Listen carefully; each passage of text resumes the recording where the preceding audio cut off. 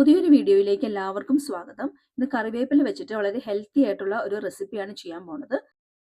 അപ്പോൾ നമുക്കിത് ഉണ്ടാക്കാനായിട്ട് തുടങ്ങാം. ആദ്യം തന്നെ ഒരു നാരങ്ങ വലുപ്പത്തിലുള്ള വാളംപുളി എടുത്തിട്ടുണ്ട്.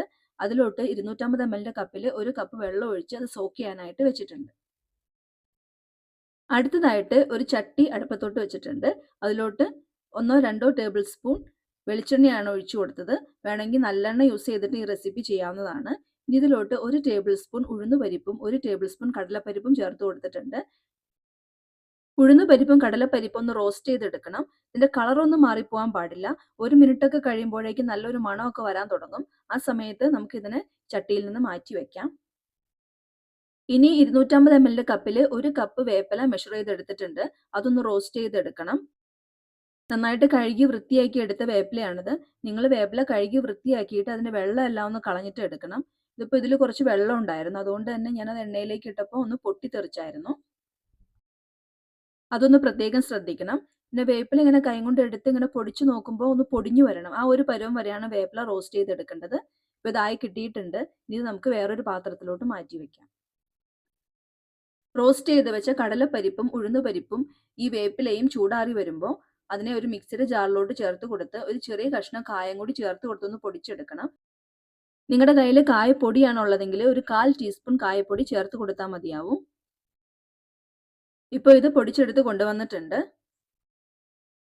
അതേ ചട്ടിയിലോട്ട് തന്നെ കുറച്ചുകൂടി വെളിച്ചെണ്ണ ഒഴിച്ചു കൊടുക്കുന്നുണ്ട്.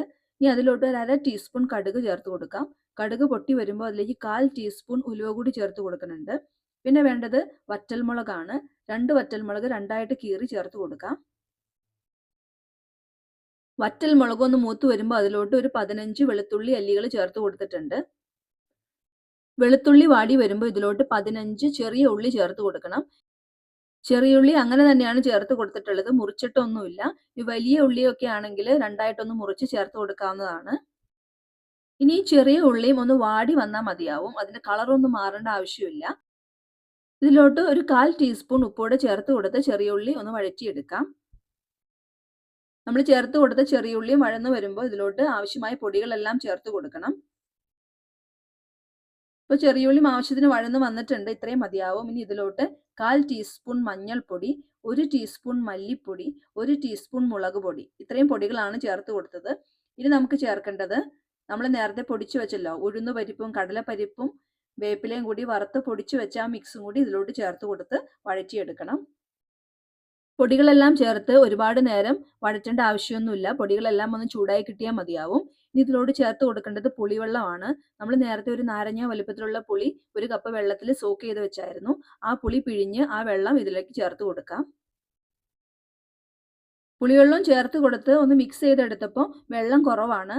അതുകൊണ്ട് തന്നെ നേരത്തെ നമ്മൾ പിഴിഞ്ഞെടുത്ത പുളി ഉണ്ടല്ലോ, ആ പുളിയിലോട്ട് ഒരു 1/2 കപ്പ് വെള്ളം കൂടി ഒഴിച്ചു കൊടുത്ത് അതൊന്നും കൂടി പിഴിഞ്ഞ് ആ വെള്ളം കൂടി ഇതിലേക്ക് ചേർത്ത് കൊടുക്കുന്നുണ്ട്.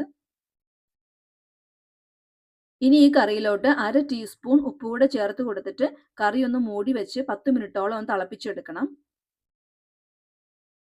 ഇനി ഈ കറി ഒന്ന് മൂടി വെച്ച് തിളപ്പിച്ചെടുക്കാം.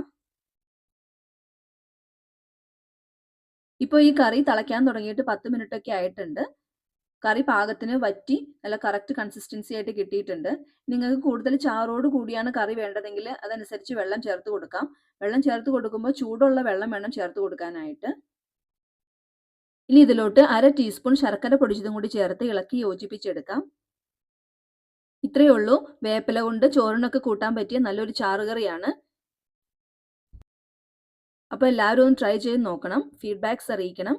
ഈ വീഡിയോ ഇഷ്ടമായിട്ടുണ്ടെങ്കിൽ ഒന്ന് ലൈക്ക് ചെയ്യാനും മറ്റുള്ളവർക്കൊന്ന് ഷെയർ ചെയ്ത് കൊടുക്കാനും മറക്കല്ലേ.